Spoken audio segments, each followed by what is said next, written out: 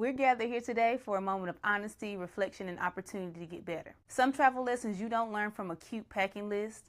You learn them from being stressed in an airport, overpacking a suitcase you can barely lift, forgetting something important, booking the wrong kind of hotel, or realizing too late that you did not give yourself enough time. And I have definitely had my share of I will never do that again travel moments. So today, I'm sharing 7 travel mistakes I stopped making so that my trips could feel less stressful, more organized, and more enjoyable.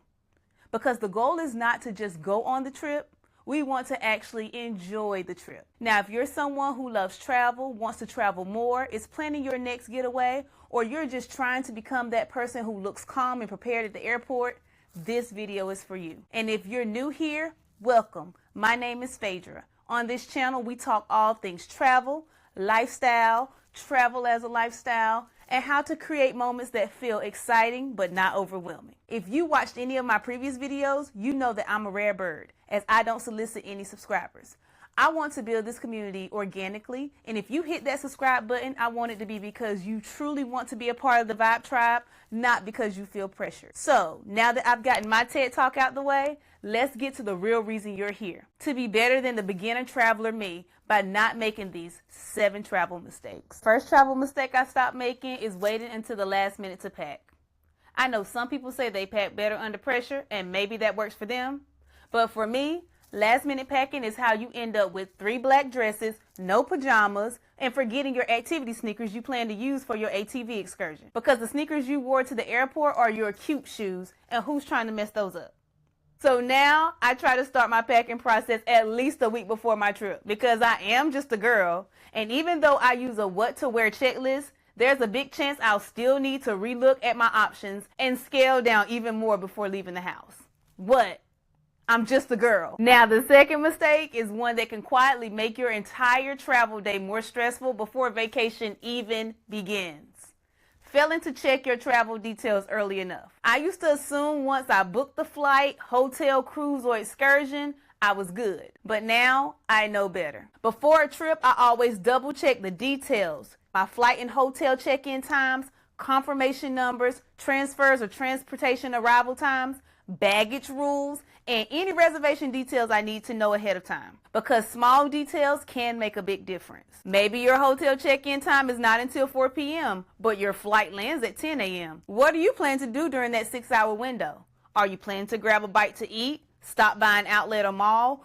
Does the hotel allow early arrival where they'll allow you to check your bags with them and head over to the pool for a midday swim? Maybe your airline changed your flight time. Is this flight now leaving out of a new gate? If so, is that gate close by? Were you on a connecting flight? Will this flight change affect you making that connection? All of these are things that's necessary to consider. So now I do a travel detail check a few days before the start of my trip. I save screenshots of important confirmations and download any maps I might need for navigation because sometimes Wi-Fi and cell service can be spotty and I don't know how to get from the airport in San Juan to my Airbnb in Kamoy without GPS. Knowing these details can help regulate your mood and make you feel less anxious about traveling because you're taking the initiative to manage what's within your locus of control by being prepared. Mistake number 3 is one I made several years and it cost me lots of money as it often caused my checked luggage to be overweight. What's that mistake, you ask? Overpacking shoes. This one deserves its own moment because shoes will humble your suitcase very quickly. I used to pack shoes like I was moving into the destination. I would bring a pair of shoes for every possible version of myself. Comfortable me, dinner me, pool me, airport me, and just in case I need these me. Now, I don't typically go broadcasting my imperfections because again, I am just a girl. And we're perfect, right? But years ago, before I knew better and began to do better, I packed 12 pair of shoes for a 3-day cruise. I know. And that's not even the worst part. Y'all ready for this? None of the shoes were sneakers. So I ended up having to purchase an expensive pair of water shoes for my horseback riding excursion because the fine print stated, closed-toe shoes required. All that to say, don't be like me, be better than me. And you will be better because you found my channel and are taking notes of all the tips and tricks to make your upcoming travel feel less stressful. So what should you do instead? I'm glad you asked. You should pack 1 pair of sneakers that are cute enough to coordinate with your airport outfit and also comfy enough to double as your walking tour shoes. One dress or casual shoe, this might be a nicer pair of sneakers or a sandal that you'll wear each evening to dinner, and one pair of slides or flip-flops that is water resistant and can be worn at the pool. One thing I've learned throughout my years of travel is that the average person only wears 2 pairs of the shoes they pack for a trip. So why are we stuffing our luggage with every shoe in our closet, taking up unnecessary space? Listen to Erykah Badu and pack light. The next mistake I used to make was not planning my airport outfit around comfort and functionality. Now, if I packed 12 pairs of shoes for a 3-day cruise, you already know I was not dressing appropriately for travel to and from my destinations. Let me start off by saying I love a cute travel fit. I promise, I really do. But I have learned that your outfit needs to work for the actual travel experience. Can you sit comfortably? Are you able to walk at an adequate pace without getting blisters on your feet? Because those Jordans look good but aren't actually functional? Can you use the restroom without it becoming an entire production or you needing an assistant? Does your outfit have pockets? Because baby, we love a pocket down. So now when I travel, I aim for outfits that have the trifecta. Cute, comfortable, and practical. I want something that looks put together but still allows me to move, sit, and bend without feeling trapped for several hours. And of course, I'll have a travel layer because, as I've stated before, airports, planes, restaurants, and hotels are always freezing. So hear me when I say, you can still look cute and be a vibe. Just make sure comfort is also a part of the plan. The next mistake is a big one and can cost you to miss portions or all of your trip. Not leaving yourself enough buffer time. When you are traveling, everything takes longer. Getting to the airport takes longer. Checking a bag takes longer. Security checkpoints take longer. I mean, you do watch the news, right? And if not, social media reels on every platform are showing you videos of TSA lines out the door. Boarding a cruise takes longer. And so does leaving a concert or event. Ask me how I know. My friends and I went to a Chris Brown concert last October and sat in the parking lot for 2.5 hours after it was over because traffic was at a standstill from everyone attempting to leave the venue at the same time. We sat in traffic so long, I thought it would be time to check out by the time we got back to the hotel. So be sure to always give yourself buffer time because even the most polished trips can and will encounter a hiccup at some point or another. Mistake number 6 is not researching the destination before arriving. Now, I am not saying you need a minute-by-minute itinerary. I actually think flexibility makes a trip better. But arriving somewhere with absolutely no idea of what to expect can create unnecessary stress. Before I go somewhere, I like to know a few basic things such as, what is the weather usually like? What areas are best to stay in? Are there restaurants or experiences I want to try? Does those experiences require closed-toed shoes? And are there any cultural norms or dress expectations? Now, this does not mean you have to overplan.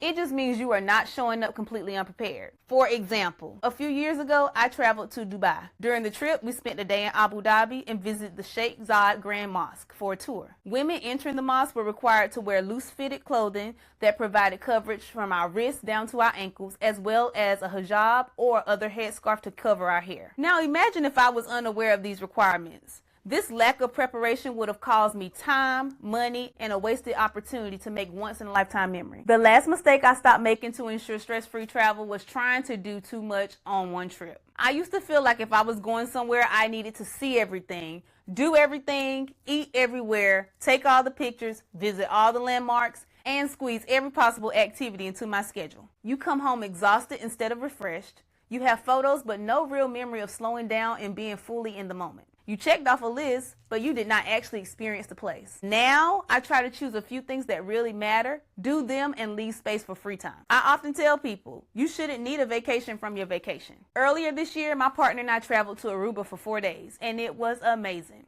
When I returned home, my friends and family all asked me, what did you do? My answer was simple, whatever we wanted, which on some days was a lot, while on others it was nothing at all. There's an unspoken beauty in being on your own time and moving at a pace that feels good for you. And during our time in Aruba, we did just that. Now, please don't misunderstand me. Sometimes it is necessary to set an alarm to be sure you make it to your excursion or desired activity on time. What I am encouraging is a realm of balance. And the best way to have balance during your travel is to ask yourself an important question. What do I want this trip to feel like? Do I want to rest? Am I here for adventure? Is there a celebration of some sort that has brought me to this place? Or is a little bit of everything what I'm in search of? Once you know the purpose of your trip, it becomes so much easier to plan accordingly. Sometimes the best travel moments are the slow ones. A good meal, a beautiful sunset, a random conversation with the locals, or laughing with friends. So stop trying to do everything and start planning trips around the experience you actually want to have. That shift alone will change your travel mindset in a major way, which is a great segue into a pro tip. Give yourself a reset day after travel if possible. Now, I know it's not always realistic depending on work, family, and schedules, but if possible, try not to come home from a trip and jump right back into regular life. Travel can be amazing, but it can also be tiring. So if you can build in a little reset time, even if it's just half a day, it can help tremendously. Unpack, do laundry, go through your photos, get your mind ready to return to work and ease back into the reality of your daily life. Because sometimes the way you return from a trip affects how you actually feel about the whole experience. So let's recap the 7 travel mistakes I stopped making. 1, waiting until the last minute to pack. Next, not checking my travel details early enough. The third one, overpacking shoes. But you're going to be better than me, right? Next, not planning travel outfits around comfort and functionality. Number 5, not allowing yourself enough buffer time. Number 6, failing to research the destination before arriving. And finally, trying to do too much in one trip. There is an art to travel, so if you're a beginner, give yourself grace, as some of these mistakes took me years to perfect. If I'm being completely honest, I still side-eye myself at times when I arrive to my destination and see I didn't follow my 2 will do shoe rule. So just know that this video is as much of a reminder for me as it is for you. And if you can avoid even a few of these, your trips will start to feel so much smoother. If this video helped you, make sure you give it a thumbs up and share it with your travel tribe, as I'll be sharing more travel tips and real conversations about how to make travel feel easier and less stressful. And I want to hear from you. What is one mistake that I mentioned today that you plan to work on and get better with? Thank you so much for watching. I truly hope this helps you plan your next trip with a little less stress and a lot more confidence. Until next time, pack smart, travel well, and make the memory. Mwah.